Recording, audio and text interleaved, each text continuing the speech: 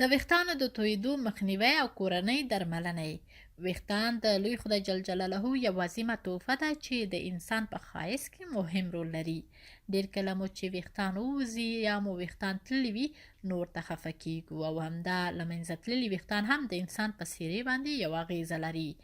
هر څوک غواړي چې ښایسته تور او ګڼ ویښتان ولري، خو د ځینو دا ارمان پوره وي او ځینې بیا ترې بې برخه وي.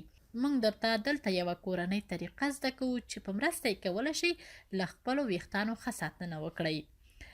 5 دانې پیاز قلي قلي کړئ او بیا همدغه پیاز په 1 لیتر اوبو کې جوش کړئ. بیا جوش شوي پیاز له اوبو جلا کړئ او 3 قاشوغې د زیتونو تیل ورسره یوځای کړئ او بیا دغه اوبو باندې د 10 دقیقو لپاره خپلو ویښتانو ته مساج ورکړئ. بیا د 10 دقیقو وروسته ووینځئ او دغه چاره د 1 میاشت لپاره تکرار کړئ. نو تاسو به وګورئ چې ویښتان مو له پخوا څومره توپیر کړی دی او څومره ښه شوي دي.